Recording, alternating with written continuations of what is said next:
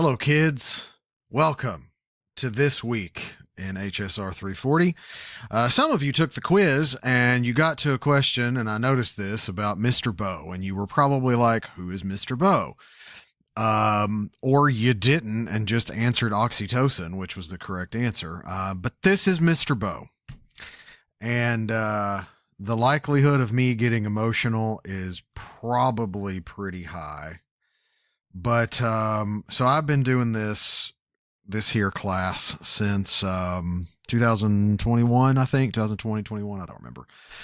Time is a flat circle. And when I first started it, Mr. Bow was one of my two dogs besides Bailey. Um, but Mr. Bow, I rescued him from Kenton County Animal Shelter. He was 4 years old or 5 years old. We don't really know. Somewhere between there. And, for 10 years, he was my best friend. And, oh boy, we're off to a good start, aren't we? In December of last year, he unfortunately passed away. But he taught me in many ways a lot about love, and I miss him terribly.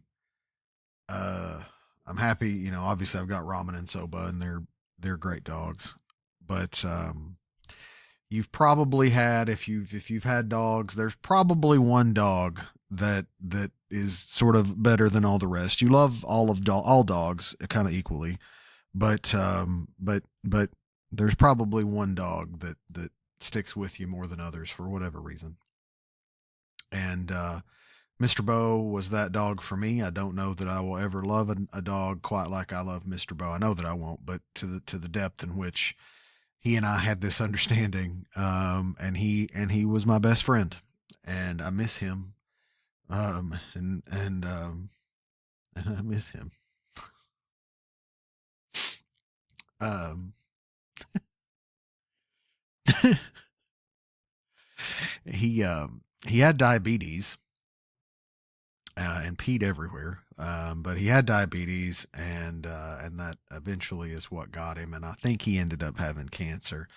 He went downhill pretty quick, but he hung on, and because he loved me, and and I loved him, and and but he hung on for about as long as he could, and then when I had to make the unfortunate decision to put him down, that was an act of mercy that I gave to him, because I don't know that he was going to do that on his own, because I loved him and he loved me, and he loved Cora, and so he great dog, Mr. Bow. Anyway, so that's Mr. Bow. Just to kind of explain that, I've done another eulogy on him but let's move on. Let's talk about what we're doing here today. So we're going to talk about uppers and downers. So these substances will not get the same attention as opiates, alcohol, or tobacco, yet their impact on individuals and communities are no less devastating. So, I see a lot. I don't see a ton of cocaine usage here. If you work in a treatment center, you may see it more. Even when I was working at Journey Recovery Center, I saw it some, but it was really not the thing that people were using. However, people did enjoy, I say enjoy, quote unquote, people would overuse benzodiazepines quite a bit. And I will talk about that. Um, and methamphetamines quite a bit. So we'll talk about that today too. So this is more of just education, just kind of helping you understand what it is and how it works. And then they're not going to get the same amount of attention. Methamphetamine has a little bit more here recently, mostly because of speedballing, and that is where someone will take heroin or fentanyl to bring them down, and then they will use cocaine or methamphetamines, usually methamphetamines, to bring them back up, and that can obviously be very dangerous for you. For obvious reasons. So we see a lot more methamphetamine abuse and use. It's one of those things that you can't really develop. I mean, you could, but theoretically, you can't develop a dependency on it. So, but that's what we're going to focus on today. So let's start talking about cocaine. So cocaine use stems all the way back to the Inca civilization. Look at that. And isn't that beautiful? That's Machu Picchu. And how it was utilized was, it is a plant. Okay. So it is something that does grow naturally and organically. And so what would happen is that you would have these farm workers that discovered this plant, and they would chew on the leaves in order to get energy, in order to stay up, in order to feel good. You know, obviously if you're working in the fields all day and working very intensive, laborious jobs, then naturally you're going to want something to help you feel better. And that's what the coca leaf did. And so from that, even today, this person is from Central America, but it is still used today, chewing on coca leaves to help deal with if you've got tooth pain, if you're looking to get some energy, kind of like an energy shot, like those 5-hour energies, like they use it, very similar to that. Anything in that, like,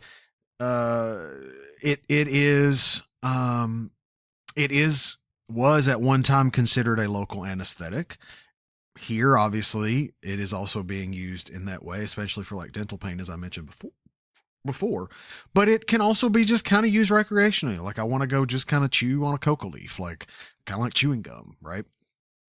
So cocaine use, the coca plant use, goes back centuries. Okay. So this is not something that is new here. So how it's made. So coca leaves are mashed up into a pulp. Okay. Then that pulp is mixed with like cement and gasoline and will sit for 3 days. Wild, huh? So then that mixture is filtered through a cloth, kind of like a cheesecloth, right?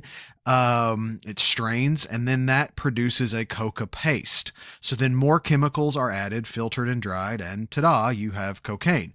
And that is kind of what this process is that I'm showing you here. So this is the mashing up, this is the mixing, this is the cloth, and then this is your final product. Okay, so that is how cocaine is made.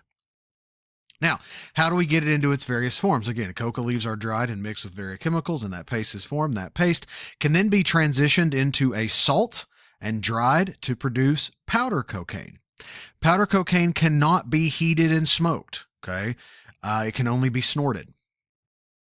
So therefore, the base of it needs to be freed through either the use of an ether or sodium bicarbonate or baking soda. As such, you end up with freebase or crack. Okay. So the only difference, again, as we talked about before with like our drug laws, the only difference between powder cocaine and crack cocaine is water, baking soda, and heat. That's it. That is the only difference between the two substances, and that allows for it to be heated and smoked. Okay. Otherwise, it wouldn't do that. Okay. As I said before, it was used in medicine. So for a long time, it was used as a local anesthetic, especially during wartime in the early 1900s. So Sigmund Freud, you probably know that name, had a contemporary named William Halsted. And they both kind of had a thing for cocaine. Now, here's a fun fact. This is tangential. You won't need to know this, but it is good information. William Halsted is known for being the first person to figure out, hey, we should probably wear gloves when we're delivering babies. During the time that he was working, he would go from treating war victims in the infirmary to then going to deliver babies, because that he was kind of the only guy there at the time. And he decided, well, you know what, what would happen is that the death rate of babies was pretty high, because he would go and take care of somebody and get all the bacteria on his hands, and then he would go try to deliver a baby. Well, if you've got war bacteria on your hands or infection, then you're going to pass that along to the baby that doesn't have the immune system to handle it. So he figured out, well, what if we use latex gloves? And that is why latex gloves are now the standard in all healthcare facilities and healthcare things. William Halsted, you could thank him for that if he were alive, but he is not. He is dead, so you can't do that. Um, but Sigmund Freud, he had a love affair with cocaine. Loved it. Absolutely loved it. And that is where, while he was using it, some of his theories kind of stemmed from substance use. So we all know the ones about the id, the ego, the superego. We know about defense mechanisms. Those are the ones that you're probably familiar with. What you may be less familiar with is the fact that he had what was known as the Oedipus complex, which was that men or boys hate their fathers because their father gets to have sex with their mother. That is why fathers and sons have such a troublesome relationship, is because deep down inside the boy is jealous that his dad gets to have sex with his mom. Gross. However, and women, you may be thinking, oh, glad that doesn't apply to me. It does. There's a thing called the Electra complex, which is why the daughters have problems with their mother, is because their mother gets to have sex with their father. So you're included in that as well. Congratulations. So, eventually, and then again, like even with the development, there is no like id, ego, superego. It's all psychoanalytics. But the id, if you think about it, Freud would say the id is our deepest, darkest, unfiltered impulses, right? And to Freud, we're only driven by two things: our safety needs and the acquisition of sex. That's it. So why do I motivate myself to go do things, right? So why do I go to work? Well, I go to work. I love what I do, but why do I go to work? I go to work so that I can acquire money. What does money allow me to do? Be here in this house, because what does my house do? Protects me from threats and keeps me alive, right? So to avoid death, right? Why do I run? It's 2:40 on Friday, September 12th. I went for a run this morning. Why did I go for a run this morning? So that not that it was fun. It wasn't. I hate running, but I do it because it helps me to stay in shape, which helps my cardiovascular system, which keeps me healthy, helps me not die. Now, going back to the money thing, why do I get money? Well, money allows me resources so that I can potentially find a mate. Why is a mate important? Well, a mate can help me stay alive, and it's also available for me to acquire sex, right? So, like, I'm not obviously Freud, that doesn't completely, but like, it's not wrong. I mean, not completely, right? So, like, why do we get partners? Well, partners help us to survive, right? If we have a partner, then that helps us to survive and brings us pleasure through the acquisition of sex. Like, do you know what I mean? Now, again, some of the things that he had a few other theories that are kind of, whoo, boy. But, if you think about it, it's not completely wrong. However, he did love cocaine. In fact, he would prescribe it to housewives that would come and see him. So they would be saying, I'm really sad. And he would give them a little vial of cocaine, similar to the heroin that we talked about we haven't talked about heroin yet. So we'll save that till we get there.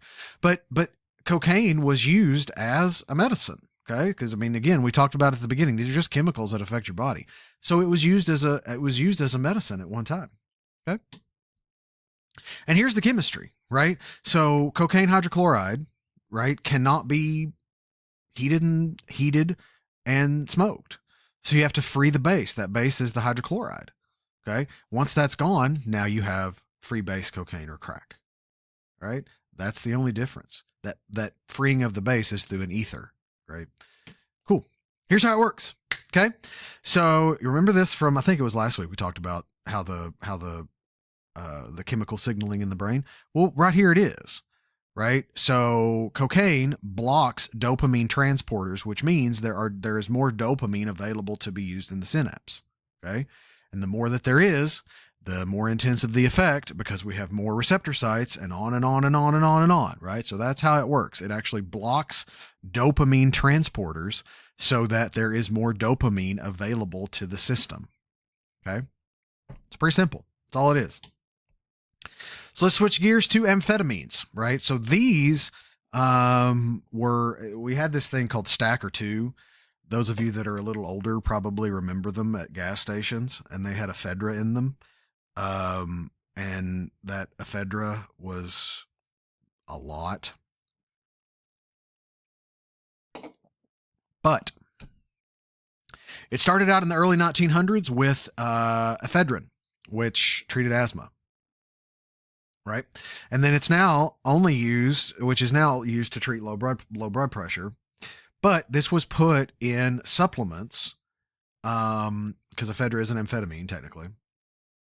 But then it got banned because there were a lot of deaths related to like people's heart would just kind of stop because they would get like their heart would just pump so hard because of these yellow jackets and these yellow hornets that were being used. Right now, what it was used is to say that like, oh, this is going to improve metabolism and it improves this.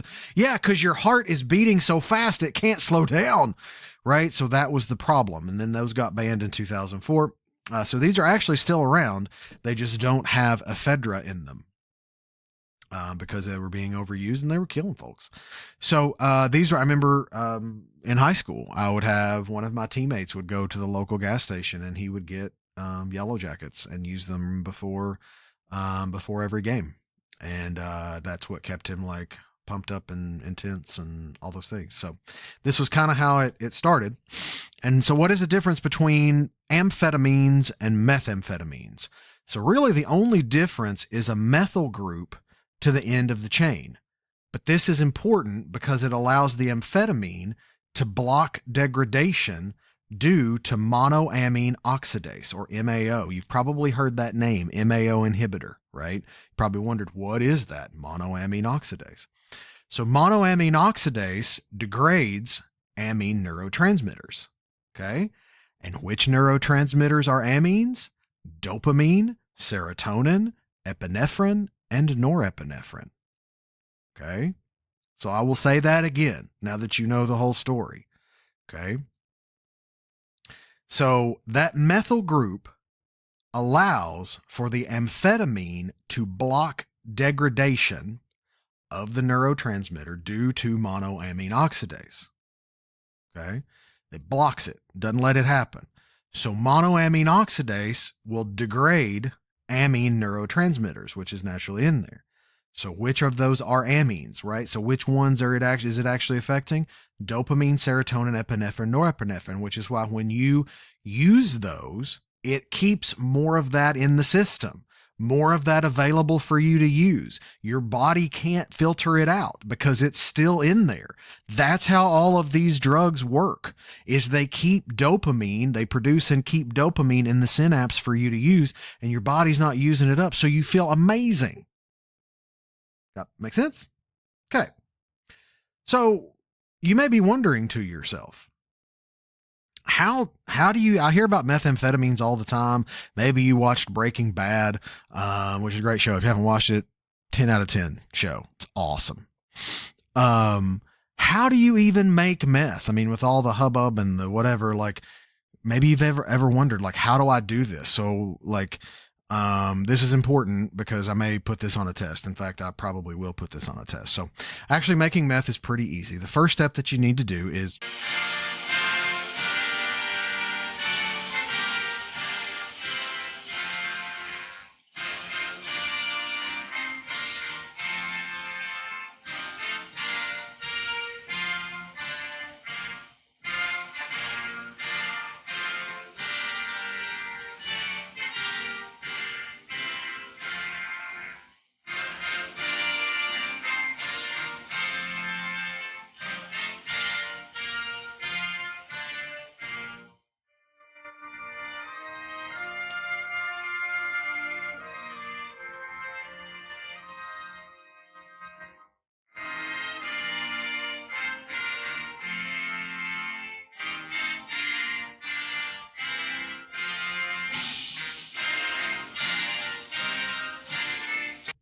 and then what you end up with is methamphetamines. So it's pretty good. But there is some practical use for methamphetamines or amphetamines in general. These are usually for weight loss. We have a medication called Adipex that people are on or used to be on. Now people go with Ozempic and the GLP-1s. But for weight loss, people would use Adipex. That's kind of probably going to go out of style here moving forward. To help treat narcolepsy, obviously to keep people alive. And then to treat ADD and ADHD via Adderall and Vyvanse. So the theory behind, so you may wonder, why are we giving a stimulant to people that like have attention problems? Well, The reason is there is this notion, or the common theory between ADHD is that there is a general lack, or a decreased amount of dopamine in the person's system. And so because of that, they look for rewards. Like they need to have, they pay attention to so many things because each new thing gives a little bit of a reward. So it's ooh, shiny, right? Like that's a reward in their brain. Okay. And so in order to stop that, they have to give their brain an amount that will keep them level. Right. And that's really what happens with Adderall and Vyvanse and the other stimulant based ADHD medications. Strattera is one that is um, non amphetamine based, but it's either Strattera or Concerta. I think it's Strattera though. But people who struggle with ADHD, the theory goes is that they don't have a sufficient amount of dopamine to be able to give them rewards for whatever they're doing. And so that, ooh, I can't stay focused because my brain is constantly looking for some kind of a reward in this moment because I can't sit with boredom because that makes me uncomfortable. Okay. So let's talk about depressants. So when we talk about depressants, we're not necessarily talking about things that make us sad or things, we're not, yeah. We are referring to what they do to your central nervous system. So they slow things down to depress things, right? If they slow things down, provide relaxation, or otherwise lead to a decrease in metabolic functioning, they are considered depressants. Alcohol will not be here because we're going to talk about alcohol later. Technically, alcohol is a depressant. So that is a technical truth. However, alcohol is kind of its own thing, so we're gonna have a specific lecture for that. Okay. So gamma hydroxybutyric acid, easy for me to say. Gamma hydroxybutyric acid, so GHB. It does have a medical use. It is an anesthetic in a pinch, but it's used for cataplexy, narcolepsy, and alcoholism to help treat that. However, it is most commonly known as a date rape drug. Euphoria, drowsiness, decreased anxiety, and the reason it's usually used for date rape is memory impairment. This can produce in sufficient quantities visual hallucinations, elevated mood behaviors, and potentially aggressive behaviors. Now, here's the thing. This is a very common tool used by ne'er-do-wells that want to harm women. Sometimes men, but more often, overwhelmingly often, women. It is colorless. It is odorless. You don't know you've gotten it until it's too late. Okay? Now, I say this to you directly, women. If you want to go out and you want to party and you want to go do all that stuff, have at it. Live your life. Enjoy being young. Those of us that are still young, or those of us that are older, enjoy being older. It's great. However, make sure that A, like you put a lid on your drinks, B, someone is always with your drinks at any given time, and C, be safe because again, I mean, this could be palmed. Right. And so, it's in somebody's stuff. You look away or whatever, and it gets dropped, a couple drops. These guys you don't know, they seem fun. They drop a couple things in your drinks. You keep drinking, and all of a sudden, here we go. Okay. So be safe. Always keep your drinks with a trusted friend. Always keep an eye on your drinks. Always make sure that you have at least a lid or something on your drink when you go out, because this is a very common thing. I'm not saying like it's always out there. I'm just saying it is out there. Be aware. Keep yourself safe because it is important. Okay, let's talk about barbiturates. These they're not really here as much. It's there, but we don't really see it as much. So it produces a bit of a sedative hypnosis when taken in large quantities, mostly widely known as phenobarbital, and is now used to treat seizures and anxiety. Okay, it's also used to treat cluster headaches. There's a medication called Fioricet, by which it is most commonly used. Okay, cool. Benzos, these are peach. So you got a few of them. Alprazolam, clonazepam, lorazepam, diazepam, flunitrazepam, and bambalam. Well, back lady, bambalam. If it ends in Pam, it most likely is a benzodiazepine. Okay. Now, there is a benzodiazepine that does not end in am, and that's called Librium. Actually, it does. What is Librium's am? Why did I not put that in here?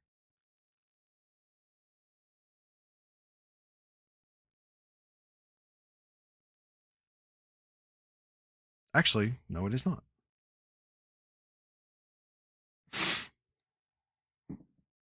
This is technically a benzodiazepine, but I need to give you this name too.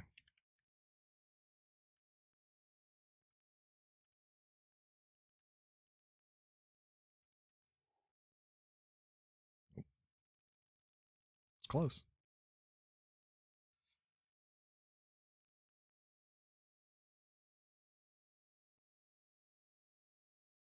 Chlordiazepoxide. Yeah, chlordiazepoxide.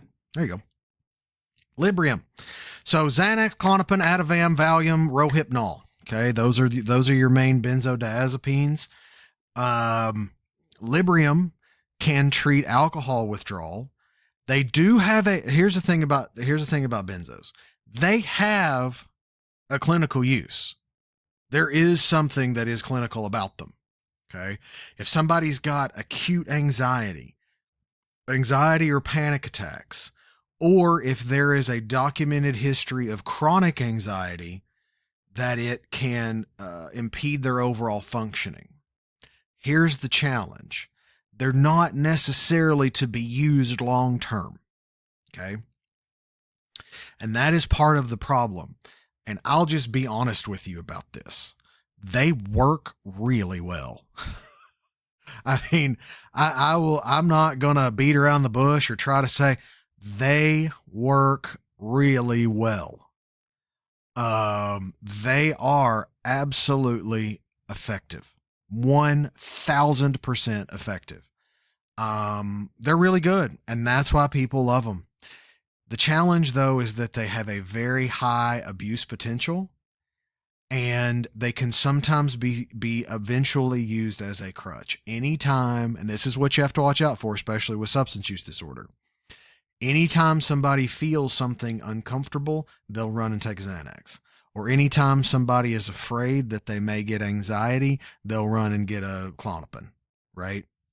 I had a woman many years ago, early on in my career, who was on like 2 milligrams of Xanax, which is kind of a bit. It's not obscene, but it's like medium high, kind of in that range, and 4 Klonopin a day, which is a lot. So much so that she told me that she would sleep with Klonopin under her pillow in case she had a nightmare and needed to take. Now, I was a baby therapist, and her doctor sent her to me to do an evaluation on whether or not I thought she had an addiction issue. Me now, oh yeah, I would be able to say that. By the way, that's really not my position, but like, yeah, I would say that there's a bit of a problem here. She had some underlying anxiety, but she sat there, and the thing about benzos is that once you meet with enough people, you'll know when someone is on benzos, because they have like a flighty sort of voice to their speech, and you kind of can tell that they are really relaxed. And she sat in my office and begged me, "Don't take my Klonopin. Don't take my Klonopin." Begged me to not take her Klonopin. Well, that's not my position to do that. And I was a baby therapist, so I didn't know any better. But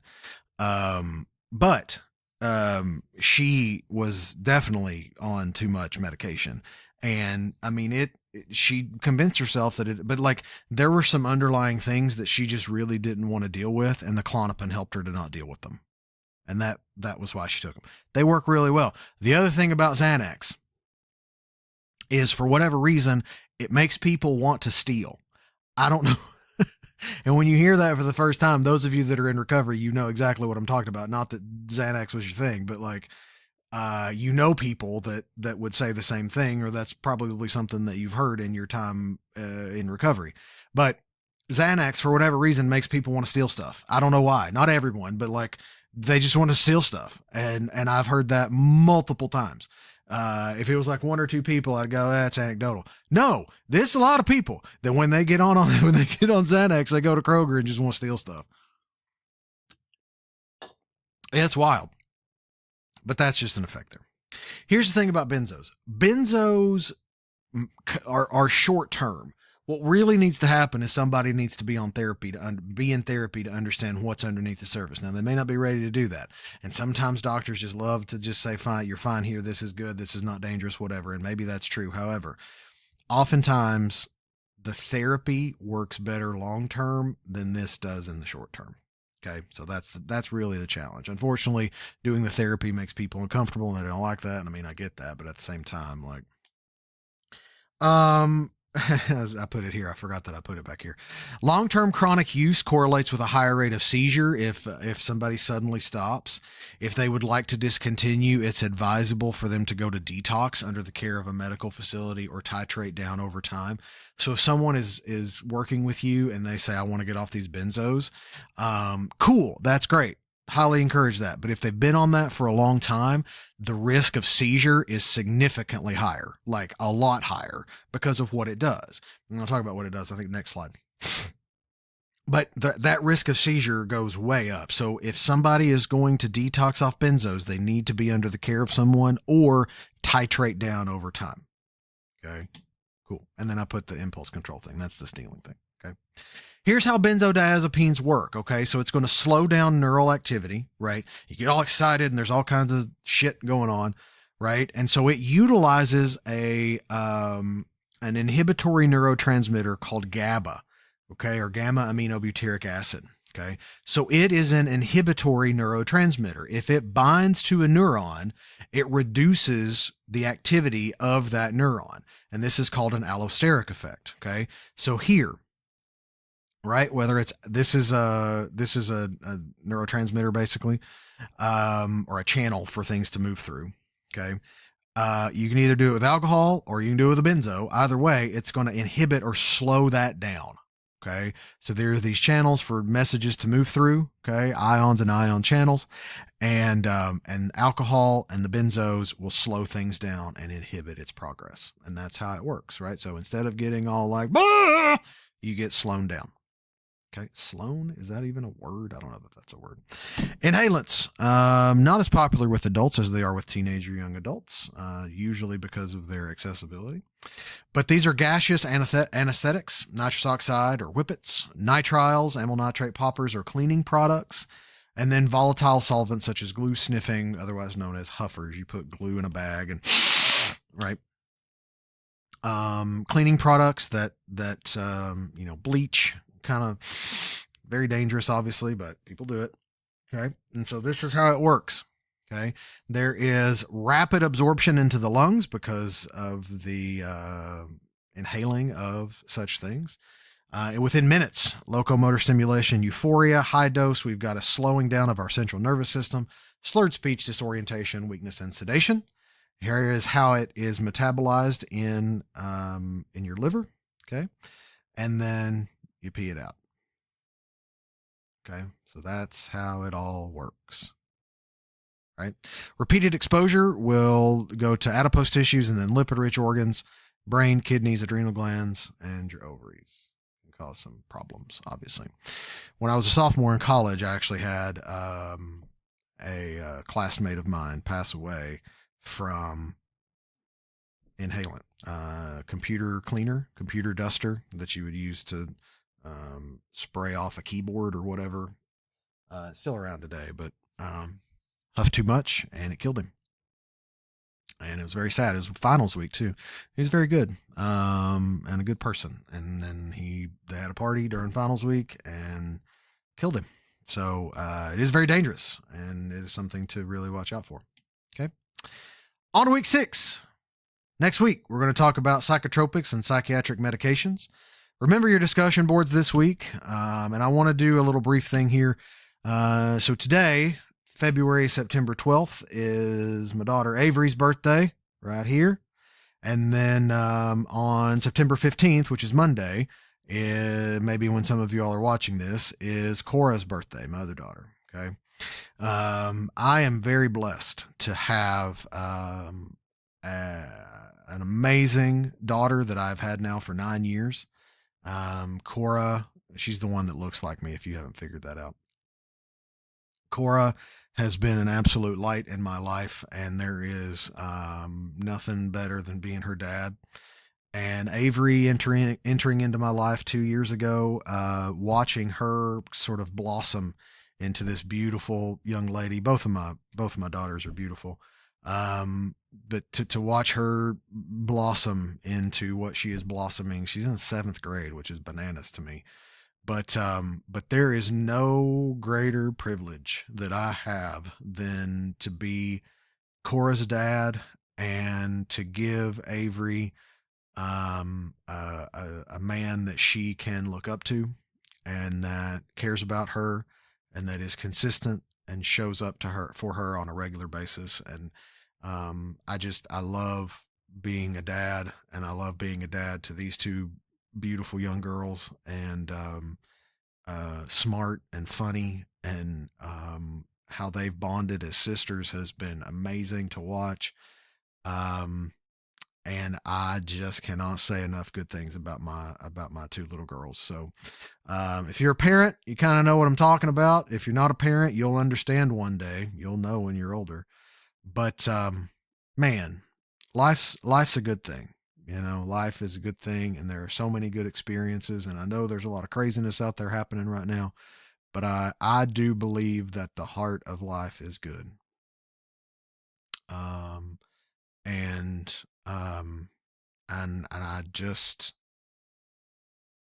enjoy life. That's all I can tell you. And enjoy life for as much as you can. Love hard, and be a good person. I know all of you are. As always, Canadian geese are definitive proof that evil exists. Live mahalo. See you next time. Okay, bye.